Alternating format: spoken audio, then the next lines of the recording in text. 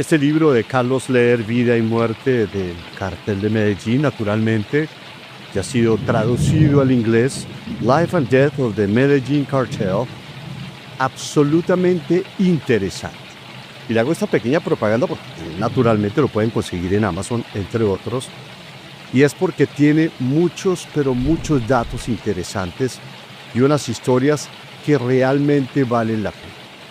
Entre ellas, como Carlos Leder logró penetrar al gobierno castrista, al gobierno comunista de Cuba.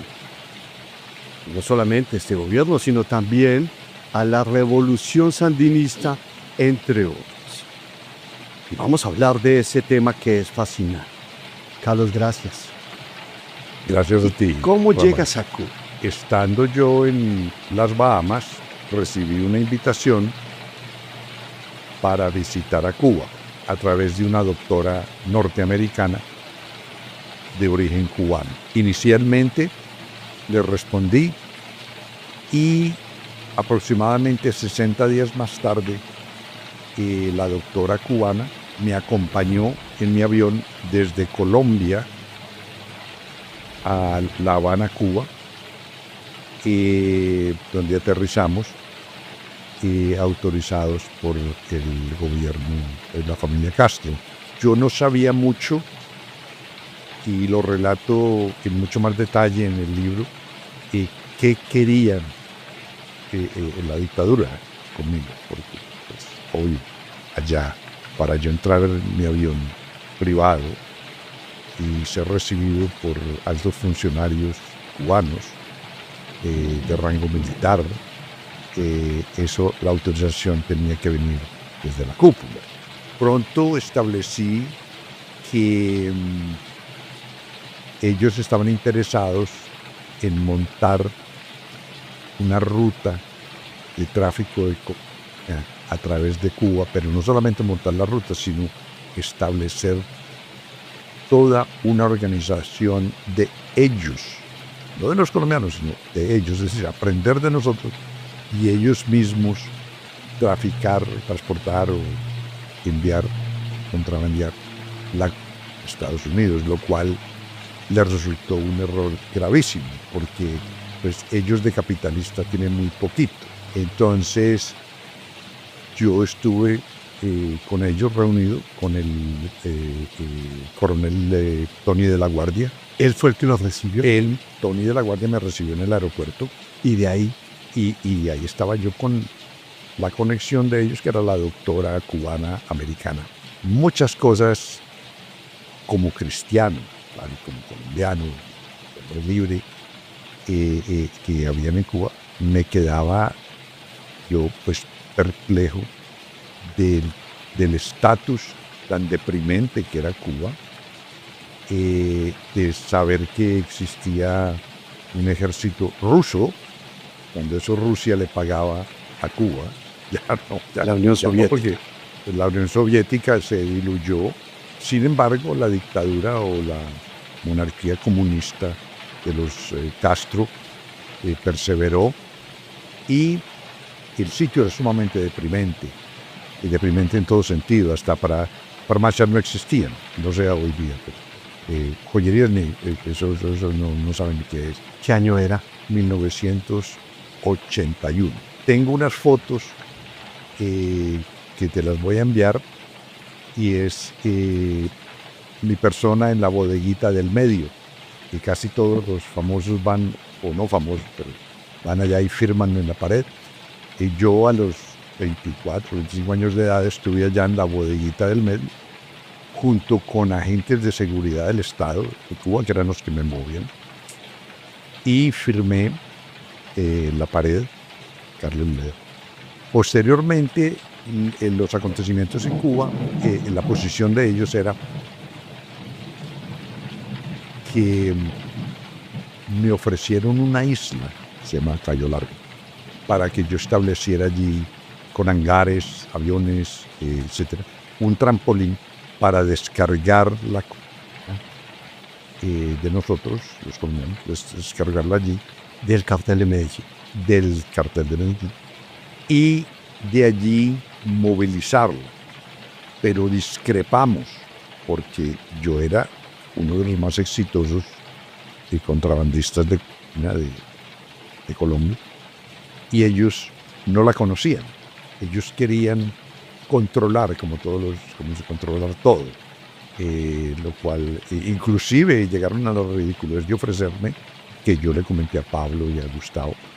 Pablo Escobar. Pablo Escobar, a Gustavo Gaviria, el primo Pablo, y a Rodríguez Gacha, Al mexicano. al mexicano Rodríguez, de que me ofrecieron los bancos cubanos para nosotros traer los dólares.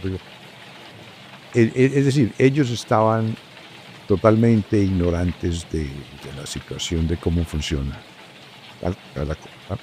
Ni pensar de una consignación en un banco cubano, que del banco cubano envíe un cheque a un banco colombiano o algo así.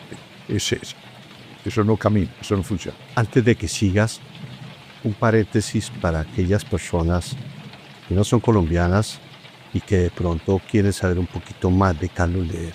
Cuenta sobre cómo tú ya tenías consolidada y habías consolidado una isla en las Bahamas para llevar a cabo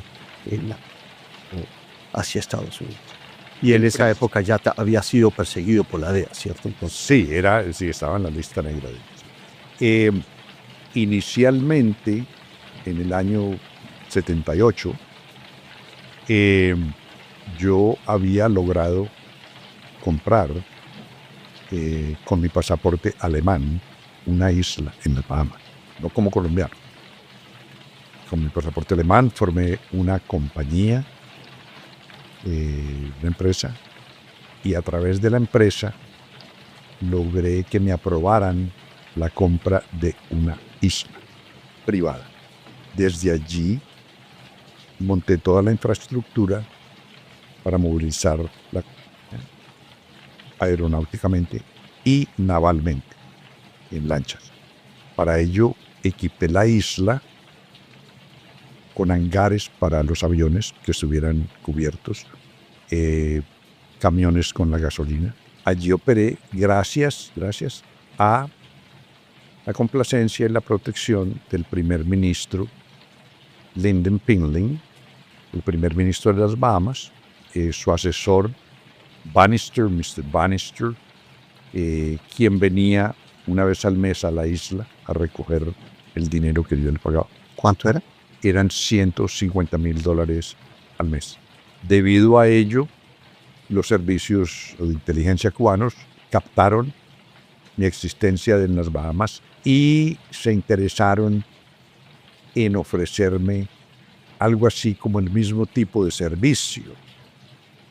Eso fue lo que aconteció, porque cuando ellos me ofrecieron ese servicio fue cuando ya me tocó retirarme, que el primer ministro de las Bahamas me dijo: Carlos, tiene 30 días para irse, porque ya la situación no lo puedo proteger más, porque ya firmamos un tratado con los Estados Unidos que se llama de defensa mutua. Eso dijo el primer ministro. Eso me dijo el primer ministro. Entonces, ya las fuerzas de Estados Unidos y sobre todo DEA podía entrar a aguas y territorio bahamense. Entonces, al yo ausentarme ya de las Bahamas, como dicen los gringos, out of the blue, apareció el gobierno y dijo: venga, trabaje con nosotros. Esa es la coincidencia factual. ¿Y de ahí qué? El gobierno de Cuba, el coronel de la Guardia, me llevó en un avión del gobierno cubano a Cayo Largo y vi la isla. ¿Cómo era la isla? ¿Cayo Largo? Sí, Cayo Largo, pues más pequeña que Norman, la isla que yo tenía en las Bahamas, pero tenía pista pavimentada, tenía un hotel vacío. Parte del arreglo, ellos me entregarían un piso del hotel para mi tripulación, trabajadores. Yo regresé a Medellín, reporté, nos reunimos con Pablo, con Gustavo Gaviria y nos reunimos con Gacha, y Gacha era muy celoso en el sentido de que Gacha tenía algunos amigos militares, porque Gacha fue uno de los que más colaboró para organizar las autodefensas contra el ataque de las FARC, contra el ganaderos y agricultores. En el Magdalena Medio, Gacha tenía mucha dedicación y experiencia como esmeraldero, porque fue el esmeraldero, en ponerle una barrera a la FARC y al comunismo. Era anticomunista totalmente. Anticomunista, yo también, yo soy anticomunista. Entonces, volviendo a Cuba, regresé, les expliqué la cuestión, y Gacha enfatizaba, decía, mucho cuidado con esos negocios con Cuba, porque eso nos va a poner en jaque si el ejército se da cuenta, corta relaciones conmigo, decía Gacha, con él. El ejército colombiano. El ejército colombiano, porque el ejército colombiano estaba en continua guerra por muchísimos años contra los movimientos guerrilleros comunistas. ¿Qué dijo la cúpula del cartel de Medellín cuando usted les contó? Gustavo era el más interesado y Pablo también estaba preocupado, porque Pablo tenía conexiones políticas y de que nada de Cuba fuese a ser revelado en público, porque en realidad iba a estigmatizarnos. Le dieron luz verde. Me dieron luz verde para retornar a Cuba. Una de las razones que motivaron también mi ida fue porque yo ya había perdido las Bahamas. La segunda vez que fui, les presenté, les dije, tengo un avión anfibio que acuatiza en el mar. Quiero traerlo para volar a la bahía de Camagüey, desde la isla Cayo Largo a Camagüey, o sea, ya atravesando Cuba, y al frente queda territorio de la Florida, ¿sí? Y al frente queda el territorio de las Bahamas. Entonces yo les expliqué y les dije y les recalqué, el único proyecto que yo tengo es transportar a través de Cuba hacia las Islas Bahamas. Ya en las Islas Bahamas, ya los norteamericanos vendrán a recoger una mercancía que no saben que procedió por Cuba. Eso es como funciona. Regresé y muy pendiente de la cuestión, comencé a comunicarme.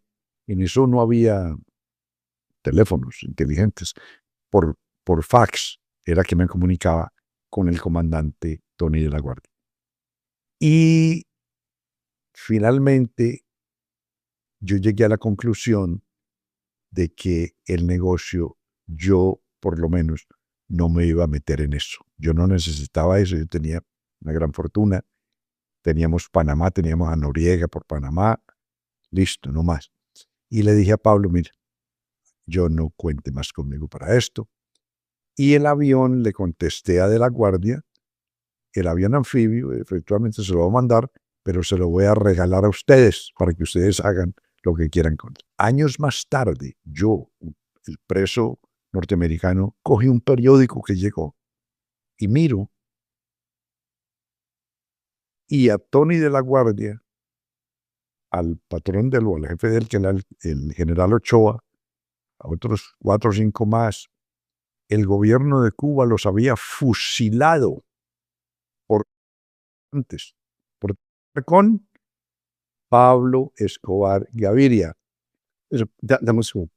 Y ya me cuentas eso que me parece fascinante. Y en esa segunda visita, en tu libro dices que pides una cita con el jefe del coronel Tony de la Guardia. ¿Y qué pasó ahí? Siguiendo las instrucciones de lo que habíamos decidido en Medellín, como narcos, es qué tan alto es el poder que te está otorgando esta posibilidad. Queremos saber, como yo tenía el negocio con el primer ministro de las Bahamas, no con el teniente, no sé qué.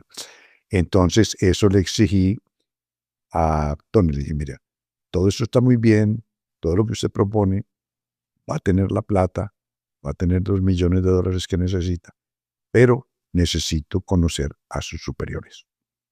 Y Entonces, era al principio, se impactó, se retractó, eh, no sabía cómo proceder, pero consultó y muy pronto me dijo, lo van a recibir. Y me llevaron a un sitio, no sabría dónde fue, pero un sitio militar. Y ese día Tony, que andaba de civil, se vistió de militar para ir conmigo. Y yo fui y me requisaron y me desnudaron y me vieron que no tenía armas de nada. Y me llevaron a un sitio donde esperé y llegó el comandante en jefe, Raúl Castro, El hermano de Fidel. el hermano de Fidel Castro. Y fue muy parco, muy frío, eh, muy esporádico en el saludo y sin mirarme mucho, recitó 2 o 3 frases de la revolución. ¿Qué dijo? Y bienvenido a Cuba. Estamos más o menos bloqueados por el imperialismo yanqui, pero estamos triunfando. 4 o 5 eslogan de esos de la revolución. Y mucho gusto, disfrute. Queda despedido. Ya Tony me había preparado. Me dijo, son 4 minutos que vas a estar con esta persona, él te va a saludar, no digas tu nombre. Me dijo, "Ok". Yo no dije mi nombre. Pero era obvio de que cumplía con los requisitos que en Medellín conoció a los comandantes, pues a los jefes de Cuba, sí. O sea, de que cualquier negocio que hiciéramos con Tony de la Guardia, eso venía desde arriba, fidedignamente. Sí, no era una cuestión de que entre un grupillo de sargentos o coroneles habían tramado para hacer ganas en una plata, no. Había garantía. Raúl Castro, me supongo, sabía quién era usted y por qué llegaba ahí. Total. Yo soy una inteligencia Total. de las mejores del mundo, en todo caso. Pues allí en ese edificio tenían que haber por lo menos 200 o 300 militares armados hasta los dientes. Yo pues, él no se iba a presentar ante mí a no ser de que, y que tenía intereses financieros. Y después de la reunión con Raúl Castro, ¿qué pasa? Ellos, ¿qué le estaban pidiendo a ustedes y cómo era el negocio? El negocio era nosotros les íbamos a pagar millones de dólares por cada cargamento que pasara. ¿Cuánto por cada kilo? Más o menos $1,000 por kilo. Estamos hablando pues de unas cifras sustanciales. Posteriormente, con las comunicaciones que me hizo, por ejemplo, una de los comunicados de la Guardia fue, Carlos, nosotros queremos que sus pilotos del anfibio nos entrenen unos cubanos para que los cubanos vuelen el avión anfibio. Claro, todo en clave, pues por fax. Hablábamos de turismo. Entonces, yo ya vi, como experto en movimientos, ya vi que lo que ellos envisionaban o tenían planificado era ellos recibirían, lo que ellos mencionan, recibir la coca, ellos mismos, con la gente que conociesen, inclusive en Miami, llevarían la coca a Estados Unidos y entonces ganarían mucho más sobre el negocio. Hablas en tu libro que había una clave para cuando ustedes hablaran de Cuba. Canela. Canela era pero esto era entre nosotros, con Pablo, con eso. No en el fax. En el fax hablamos de turismo, turistas. Pero canela era el código que utilizábamos nosotros para referirnos a ese proyecto. Hablas en el avión que también la torre de control del aeropuerto de La Habana, de José Martín, les daban ¿qué? Nos daba un número de matrícula de avión cubano. Entonces, cuando mi avión aproximaba a Cuba, llamaba como si fuese un avión de matrícula cubana, porque allí tienes tú ahí mismo la base militar de Guantánamo, que escucha todo. Entonces, si ellos escuchan que es un avión cubano que está llegando a Cuba, no es nada, pero dice H calle, un momentico. ¿Quién es? Oh, no, ese es Leder. El sumario, el resultado fue que yo vi después fue que Gustavo Gaviria, claro, con Pablo, comenzaron a exportar hacia Cuba muchas toneladas de cocaína. Y los cubanos que no sabían de eso utilizaban lancheros cubanos que venían al Mariel, ahí los llenaban de cocaína y se iban directo a Miami. Pues yo como antiguo contrabandista de coca sé que los norteamericanos esa ruta, ellos la están viendo que está ocurriendo, no están haciendo nada porque tienen otras prioridades militares, pues, pero están apuntando. Y más temprano que tarde, venga para acá. Y cogieron una cantidad de lancheros y le dijeron, bueno, quiere hacer 15, 20 años de cárcel o quiere contarnos la historia. Y ellos le contaron la historia.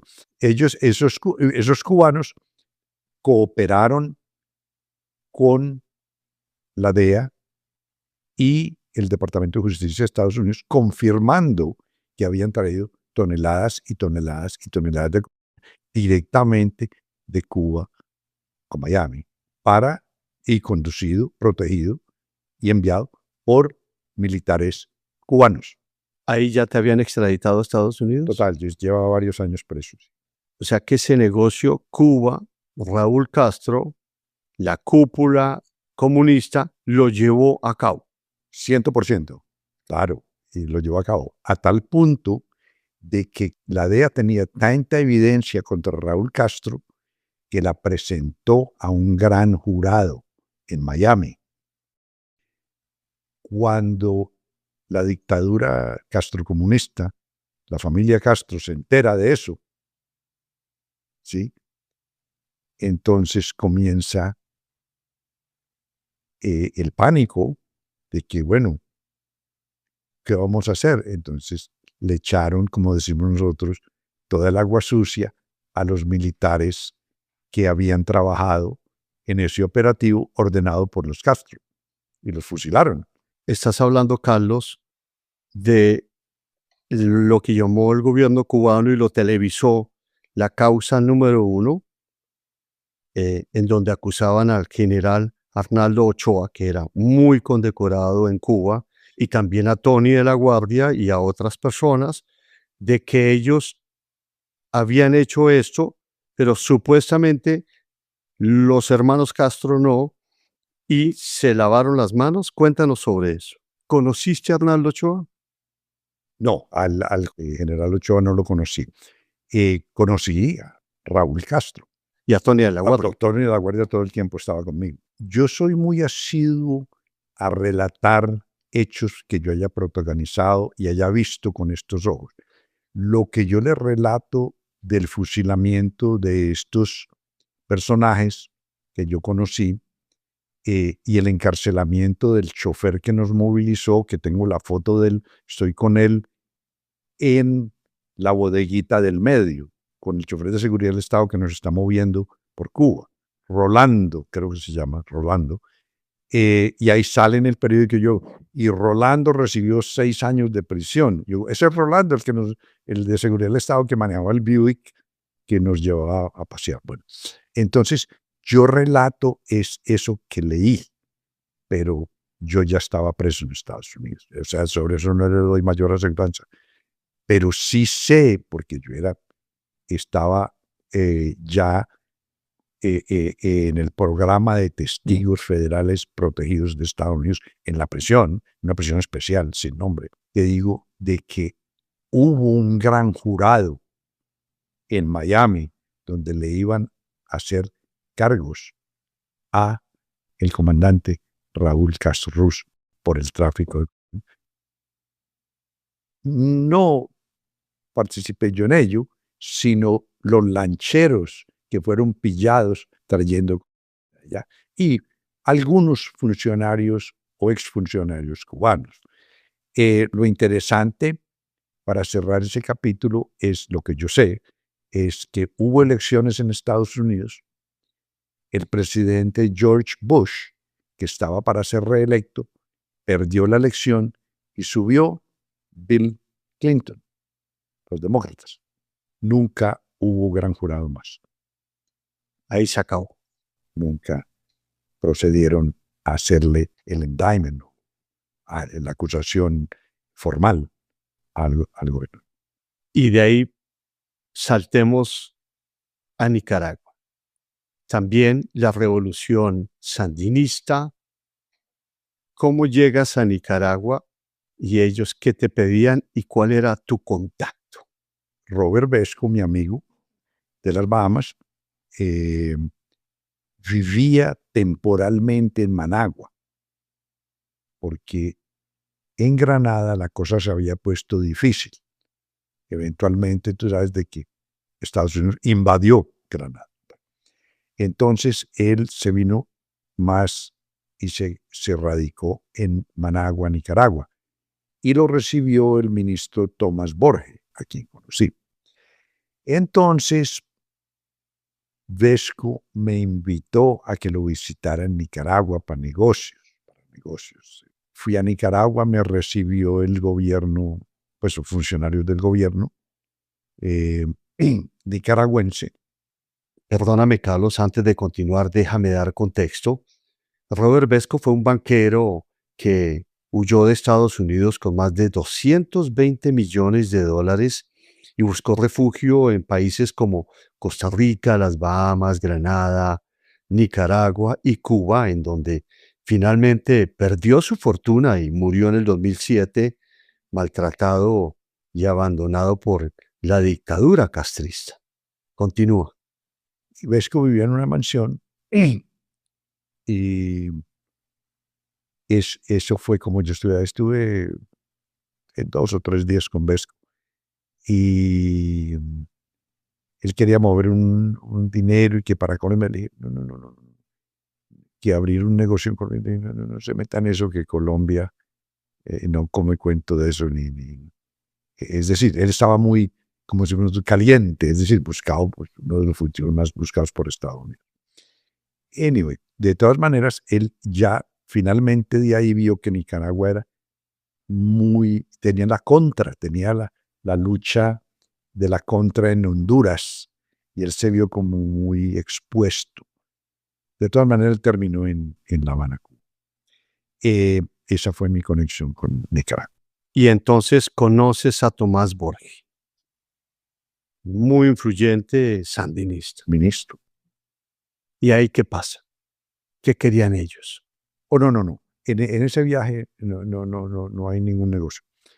Después, cuando Pablo acomete la bestialidad Pablo Escobar. de Pablo Escobar Gaviria, de asesinar al ministro Lara Bonilla, el presidente Belisario Betancur, esa noche o al otro día, firmó mi extradición a Estados Unidos. Firmó mi extradición, que la tenía en el escritorio, pero nunca la había firmado. Entonces a mí me tocó huir. Entonces, pero yo pues a Panamá, yo pues no me voy a ir a Panamá, ya está Pablo. Entonces yo me fui, me contacté con Tomás Borge, me dijo, véngase para acá. Entonces me fui para Nicaragua. Y en Nicaragua estuve 7 meses allá. Me llevé mi mujer y de ahí ella quedó embarazada y regresó a Colombia y tuvo mi hijo. En Nicaragua me propusieron negocios. ¿Qué negocios? Y como trampolín hacia México, por ejemplo, de que llegarían los aviones colombianos allí y de ahí irían a México, descargarían sin necesidad de echar gasolina, regresarían a Nicaragua y de ahí a Colombia. Pero en ese momento, con ese demencial acto de Pablo, que en realidad pues paralizó toda el movimiento, porque nos estaban persiguiendo a todos, extraditado o no extraditado. ¿Borge te exigió dinero? Oh, sí, gratis no era, era a cambio de dólares. Necesitamos todos los dólares que usted nos pueda conseguir. ¿Por tu estadía en Nicaragua te cobraron algo? No, no. Ellos pues no les valía nada porque las casas donde nosotros estábamos eran casas confiscadas a gente que había preferido irse a vivir a Miami. Entonces, a los 90 días, si el señor había dejado la casa sola, el gobierno la cogía y la compraba por $1,000 o algo así. Comunistas, ¿no? Entonces, llegué. Pero sí le regalé a Borges 2 aviones. No, sin cocaína, nada, 2 aviones. ¿Qué necesita? Vean, necesitamos un avión. Y yo no tenga 2. Regalé. De matrícula norteamericana, los trenes de Miami. Y estando en Nicaragua protegido por el gobierno sandinista, llega Pablo Escobar y llega el mexicano. Cuéntanos sobre eso. Oh, tremendo episodio. Eso no estaba en mi agenda en ese momento en Nicaragua. Entonces vino un comandante que venía con Borges y me dijo, Carlos, ¿tiene usted problemas con Pablo Escobar? Le dije, no tengo ningún problema con Pablo. Dijo, ¿usted cree que Pablo Escobar le interesa venir a Nicaragua? Dije, no, él vive muy cómodo en Panamá. Y Estaba Noriega escapado. le dio esta ciudadanía panameña. Carlos, Pablo Escobar está aquí. ¿Cómo? Sí, aquí está. Ah, bueno, sí, aquí está. Yo quiero conversar con él. Yo quiero conversar con Pablo. Digo, bueno, eso lo vamos a ver. Entonces, me reuní con Pablo y lo detallo en el libro. Uno de los factores que, que, que, que enumero y cito, y es, Pablo en cierta forma era un depredador. Por donde pasaba había incendio, por donde pasaba había destrucción, por donde pasaba había muertos. Imagínense que Pablo contrató a un piloto norteamericano llamado Barry Seal para que viniera a Nicaragua y llevara a Estados Unidos. Lo que Pablo no sabía era que este piloto trabajaba para la inteligencia norteamericana. Para la DEA. Ya lo habían pillado con la y estaba cooperando. Entonces, ahí está el famoso episodio que salió en todos los medios de comunicación del mundo, donde yo no tenía nada que ver con eso, pero Pablo tenía 1,5 toneladas de cocaína en Nicaragua. La montaron en un avión de carga que trajo Barry Seal y tenía cámaras, el avión, cámaras de la DEA, filmando a Pablo cargando bultos de cocaína. Y ahí se ve también a Rodríguez Gacha, no cargando nada, sino ahí parado. Y cuando eso está la gran polémica de que si Estados Unidos y la contra nicaragüense en Honduras van a invadir a Nicaragua. Y entonces el presidente Ronald Reagan, como a los 2 o 3 días, sale, da una conferencia de prensa y muestra la foto de Pablo Escobar cargando en un aeropuerto militar de Nicaragua. Dice, mira, esto es lo que está haciendo el gobierno. A ver, datos históricos y medio, pero yo no tuve absolutamente nada que ver con ello, porque donde me hubieran preguntado, yo, ¿cómo se les va a ocurrir traer un norteamericano? Que no sabemos, pues es norteamericano, ¿cómo lo va a traer aquí a Nicaragua? Que a cargar. Pero yo, pues a mí no me consultaron nada de ello. ¿Y ahí qué pasó con el gobierno sandinista que se sintió descubierto? ¿Y qué pasó con ustedes? Y Pues con yo Pablo. no tenía nada que Y el ver con ese mexicano negocio. también estaba ahí, El ¿cierto? mexicano estaba ahí parado. Entonces, estuvo de buenas Pablo que los sandinistas decidieron decirle simplemente, es mejor que te vayas de Nicaragua. Tomás Borges dijo, muchas gracias, esto y lo otro, pero no lo podemos tener aquí más. Entonces ya cuando Pablo llegó a Colombia, pues ya los sandinistas pudieron decir, bueno, él pasó por aquí, pero aquí no está. Y los gringos, pues los norteamericanos, confirmaron, sí, él está aquí en Colombia. O sea, así fue como se salvó la paz. No, no lo entregaron a los americanos o no lo... Y lo hubieran podido haber entregado. O claro, tiene toda la razón Estados Unidos, aquí está el cadáver. Se estaban jugando la guerra entre Estados Unidos y Nicaragua. O sea, lo que te digo es que Pablo era una persona de múltiples personalidades y resultaba creando unas situaciones insolventes, insólitas. Mira cómo se le ocurre asesinar al ministro de Justicia de Colombia. El ministro de Justicia no muerde, ladra, pero no muerde. En esa época. No era un peligro para él, no una amenaza para nadie. Y ese era el Pablo Escobar que conocimos, donde no varios de una me trataron de asesinar.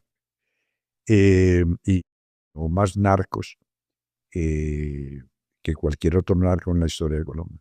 Y ya voy a terminar. En tu libro relatas que Pablo llega a Nicaragua porque se salvó de que el general Noriega se lo entregara a los gringos. Palabras de Pablo para mis oídos. Eso me dijo Pablo. Y al mexicano llegó con el mexicano. El mexicano y el hermano del mexicano llegaron. Por nada los hubieran enviado a Estados Unidos. Pues según las palabras de Pablo, de que Noriega en ese momento estaba en París. Le gustaba mucho ir al Molino Rojo en París, el cabaret donde las muchachas salen con sus piernitas al aire. Y como diciendo, yo soy Pilatos.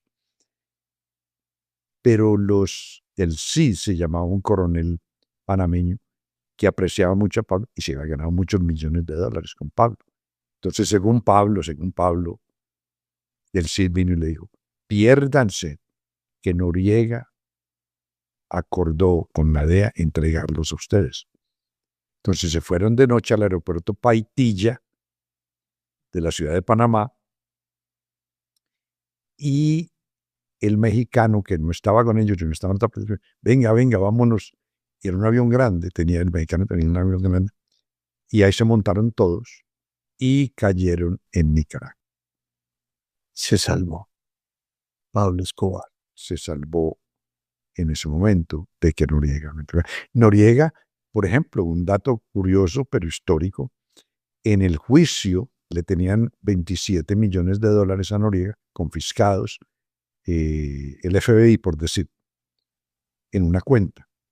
Entonces, en el juicio, yo estaba ahí, Noriega pedía que le devolvieran esos 27 millones de dólares porque era plata que la CIA le había pagado porque él era espía para la CIA en contra de Fidel Castro. Le digo porque lo oí. Noriega era un espía pago de no sé qué, alguna agencia norteamericana. Y quién sabe qué oferta le hizo la agencia. Y yo, sí, yo se los entrego. Y Noriega inclusive le estaba dando armamento a la contra en Honduras. Desde Panamá volaban el armamento. Bueno, factores de esos que uno en ese mundo de clandestinidad, de secreto, descubre. Pero al final, Pablo casi proféticamente continuó diciendo, prefiero una tumba en Colombia que una cárcel en los Estados Unidos. ¿Eso lo escuchaste tú? Eso lo decía él frecuente. Yo, Carlos Leder, hoy mi corazón palpita y me dice, prefiero ser un perro vivo que un león muerto. Gracias, Carlos. Muy amable.